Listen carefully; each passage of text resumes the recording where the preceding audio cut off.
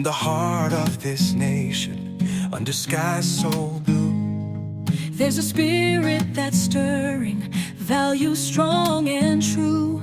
From the mountains to the prairies, from the cities to the sea, we stand for liberty, for faith and family. We're diving deep into the heart of what we believe. Okay, let's unpack this. Imagine, just for a moment, this huge federal building, right? Meant to be totally secure, locked down. And then picture someone finding a room, a hidden room, deliberately concealed. And inside, not just hold files, thousands of really sensitive documents stuffed into what they call burn bags. But here's the twist. They were never burned, just left there. What kind of secrets are we talking about here? Why mark things for destruction and then not destroy them? It sounds like a spy movie, but, well, this is the very intriguing, maybe unsettling premise we're diving into today. This deep dive is for you, exploring a recent discovery that's definitely got people talking. We're talking about this reported secret room in the FBI's Hoover building, and the source material we're looking at says it contains thousands of documents linked to the Trump-Russia investigation. So our mission today: navigate the details from our source, understand the context, look at the specific documents mentioned, the big questions, the implications. We want to pull out the key pieces of knowledge so you can really get a handle on this unfolding situation. It's fascinating. Let's get started. Okay, to set the scene, who found this and what exactly did they find? According to our source, it was FBI Director Kash Patel. He found this secret room, as the article calls it. And the description they use is pretty specific, makes you pause right away. It's a concealed, sensitive, compartmented information facility. SCIF. Now, for anyone not familiar, a CIF, it's basically a super secure area, like a room within a room, built to block electronic eavesdropping, handle classified stuff, very strict protocols. But the word that jumps out here isn't SCIF, it's concealed. Yeah, that implies it wasn't on the official books, hidden, away from normal checks.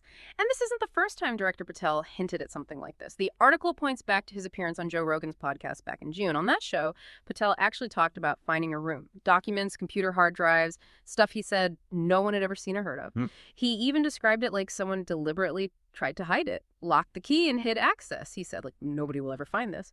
So this isn't just about some forgotten closet. It sounds intentional, which raises a lot of questions. But the real kicker, the thing that makes this really stand out, it's what was reportedly in this hidden SCIF.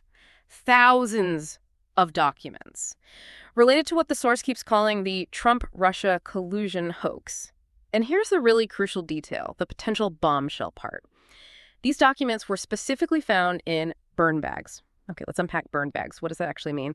They're special bags, often fire-resistant. You put documents in them, especially classified ones, when they're marked for destruction. Obliteration, basically. And this isn't just a suggestion. Putting something in a burn bag means it's supposed to be destroyed.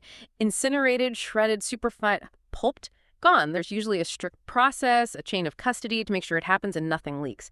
So the fact that thousands of documents were in these bags marked for destruction but were not destroyed, just left sitting in this hidden room, is completely against standard procedure. It just doesn't happen. Yeah, the article immediately frames this discovery. It suggests it could shed light on what it calls a years-long soft coup being carried out by members of the Obama administration and other deep state players against President Donald Trump.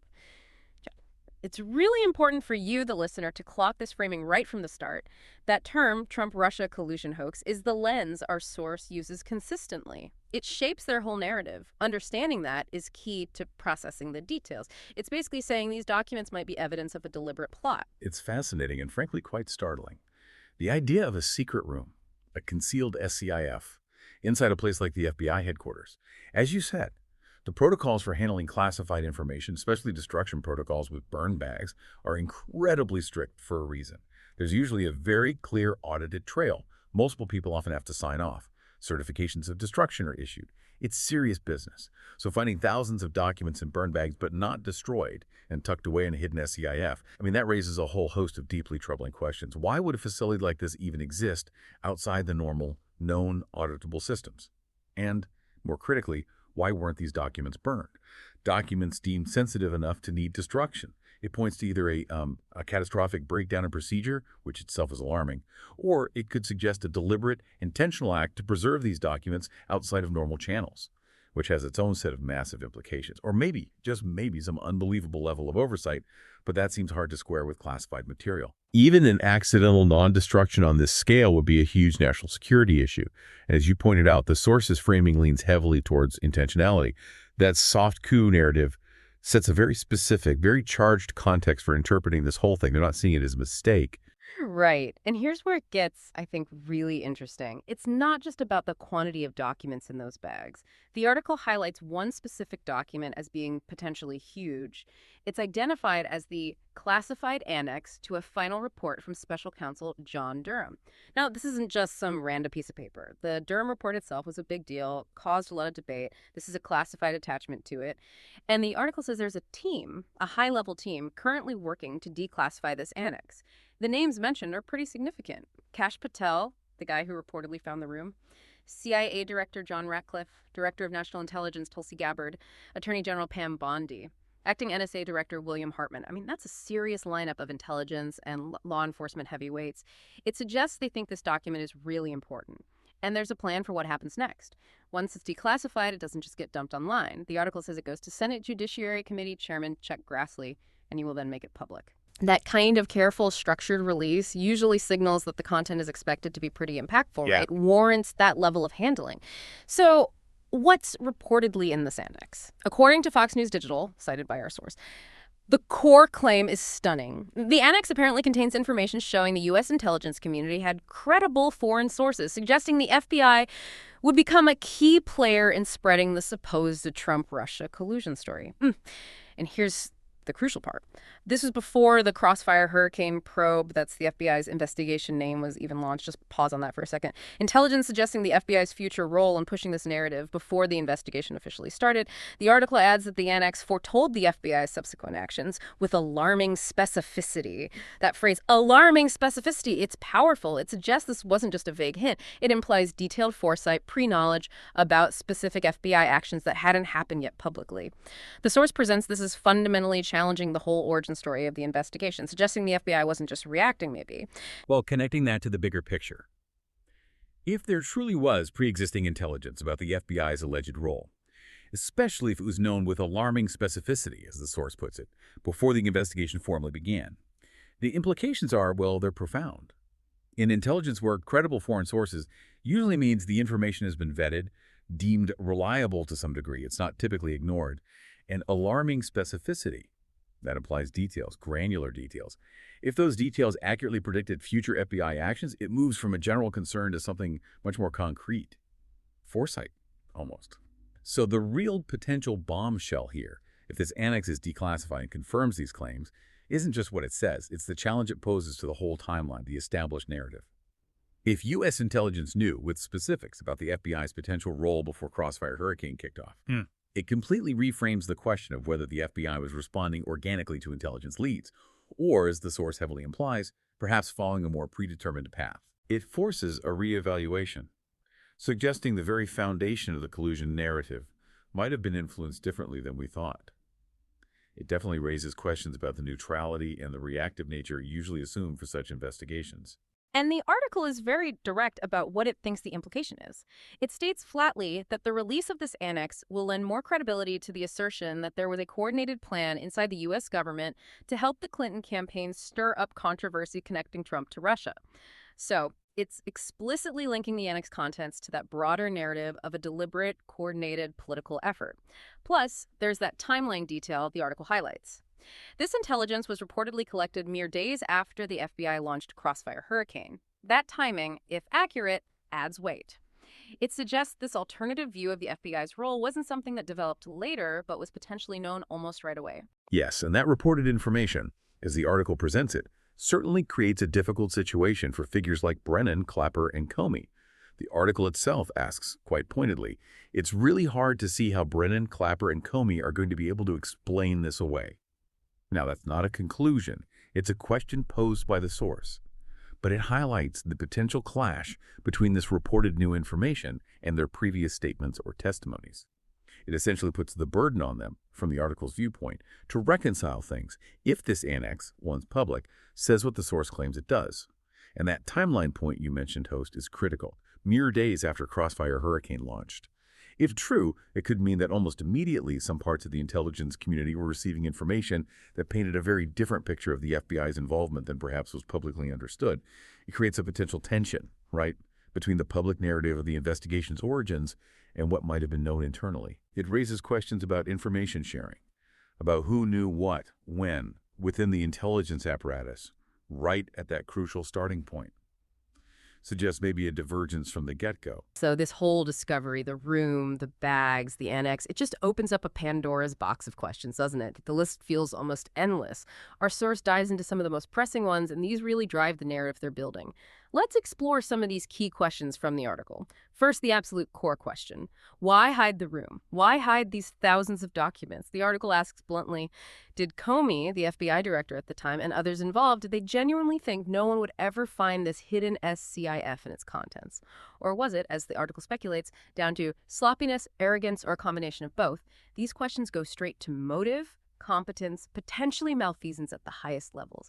The article isn't framing this as just a filing error. Well, when you think about why information might be concealed within a government agency, the possibilities raised by the source, sloppiness, arrogance, are serious.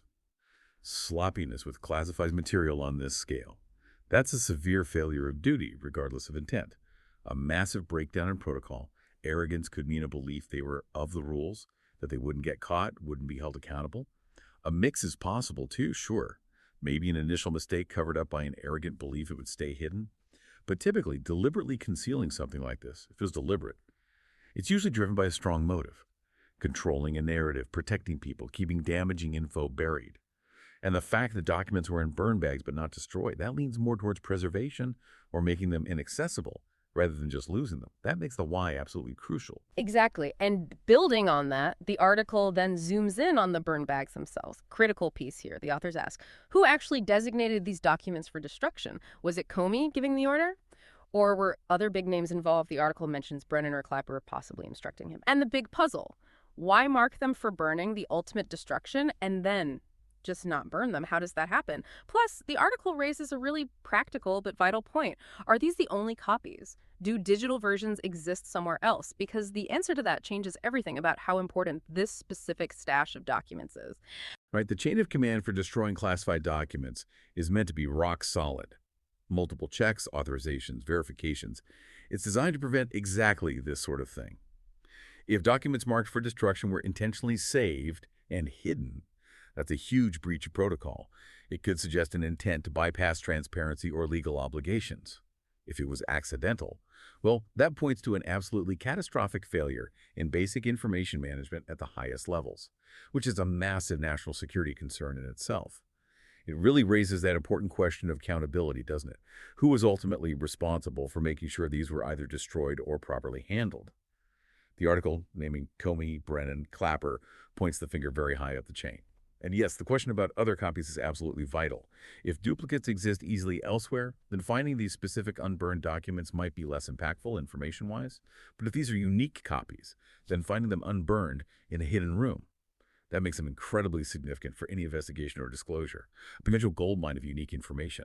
And then the article goes straight for the legal jugular. It asks, very directly, does this mean those who designated the documents for burning are busted? It's not just wondering, it's suggesting serious legal trouble is on the table, in the author's view. And to really hammer home how serious they think this is, the article specifically mentions 18 U.S. Code, Chapter 115, at Section 2384. It then notes this was used for January 6 defendants. Expert, when an article brings up that specific statute tied to January 6, what message are they sending? It's not just a legal footnote, is it? No, it's absolutely not just a footnote. That's a crucial point about the article's framing host. By invoking 18 U.S. Code Section 2384, which is the statute for seditious conspiracy, they're deliberately trying to convey the extreme gravity of the alleged actions. Seditious conspiracy involves conspiring to overthrow the government, oppose its authority by force, or hinder the execution of U.S. law. Is reserved for incredibly serious acts against the state. So from the article's perspective, citing this suggests they see the actions around these documents designating them for burning, then not burning them, hiding them as potentially fitting into that larger soft coup narrative they mentioned earlier. It elevates the whole discussion way beyond procedural errors. It frames it as potentially criminal, potentially seditious, that massively raises the stakes legally and politically for anyone involved. It's a very strong insinuation. But and this is really important, the article itself as the caveat. Yeah. It's early in the investigation, a lot of work remains to be done, and a lot can happen. So they're clearly stating that any talk of legal consequences, especially something as severe as seditious conspiracy, is speculative at this point, based on their view. It depends entirely on what further investigation finds about facts and intent. It's the source's assertion, not a foregone conclusion. Right. And the article finishes this section with a sort of lingering, almost ominous question. It says, "One wonders what else James Comey and others may have hidden." It broadens the scope, doesn't it? Suggests this might not be an isolated incident. For you, the listener, trying to get up to speed, it underscores how these things can keep unfolding. New information emerges, changes the picture. This discovery, in the article's view, might just be scratching the surface, the tip of the iceberg, perhaps. Now, it's really vital we also understand the bigger picture here, the narrative framework the source uses. This article isn't just presenting facts in a vacuum. It frames everything very carefully within a specific viewpoint. For example, throughout the piece, it consistently uses the term Trump-Russia collusion hoax. That's the label applied to the entire investigation story. The article also contrasts this new information, or merging the documents, the questions, with the idea that Democrats are now saying move on. This creates a clear narrative tension, suggesting one side wants to bury the past, while the other, represented by this discovery, is still digging. And to really drive home the tone, the article includes a couple of pretty strongly worded tweets. One from Molly Hemingway. She tweeted, "I suspect that each and every one of the reporters who won awards for pushing the Russia collusion hoax knew that it was of course a lie, and they didn't care because they were embarrassed by Trump's win and hated him. But I have to admit that some might just be really stupid." I mean, that's a very direct, very strong opinion on the motives and competence of journalists covering the story. Then there's another tweet quoted from an account called Eagle Wings. It says, "At this rate, the only ones not involved in Russia-Trump collusion were Russia and Trump." Again, that's a sarcastic, highly opinionated take, implying basically everyone else was part of pushing the story. The article includes these to bolster its own perspective, you see. Absolutely. And those tweets, quoted in the article, are significant because they showcase the strong, critical viewpoints surrounding the whole collusion debate. The authors include them to illustrate and reinforce their own narrative frame. It's crucial for you, listening, to see these as quoted opinions reflecting a specific interpretation.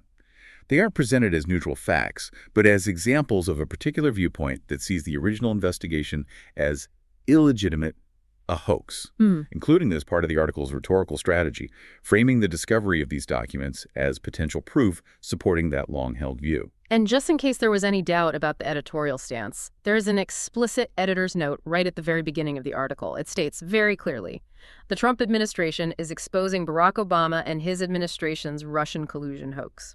That's a direct statement of purpose, isn't it? Sets the tone and the perceived goal right up front. Which brings us to a really important point about source attribution and editorial stance, crucial for media literacy. While we're digging deep into this article's content, remember that the article itself starts with a disclaimer. It says, "The opinions expressed by contributors are their own and do not necessarily represent the views of redstate.com. A quick note. That's not just fine print.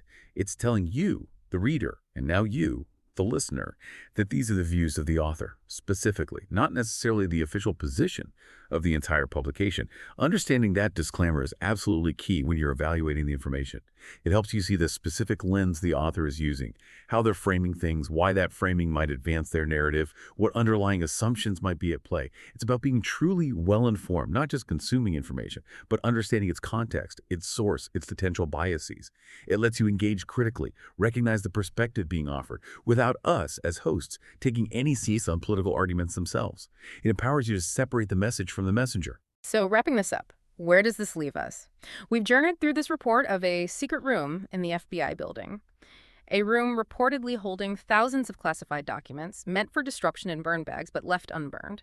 Documents tied to the Trump-Russia investigation. We looked at the claims about the Durham annex intelligence supposedly predicting the FBI's role before the probe even began with alarming specificity. And we've navigated the maze of questions the source raises. Why hide it? Who ordered the burn bags? What are the potential legal consequences? All through the specific lens of the article we examine.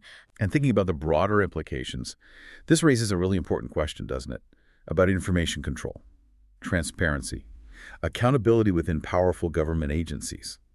If documents marked for destruction can instead be preserved in secret, hidden locations, What does that tell us about the integrity of information flow during incredibly sensitive times? It forces us to think about the responsibilities involved, the responsibility of those who might have ordered this, those who carried it out, those who discovered it, all in maintaining public trust. Because discoveries like this, emerging unexpectedly, inevitably challenge that trust and force us to confront that difficult balance between security and transparency. It really makes you wonder, what else might be hidden? What other layers exist beneath the surface of official narratives? Absolutely. It's a complex story, clearly still unfolding, and it touches on these huge themes of power, information, and trust. Thank you for joining us on this deep dive into the source material. We hope it's given you valuable context, and we encourage you to keep exploring, keep asking questions, and always strive to understand the full picture. Deep dive in the building. UK, what really good? Let's dive in.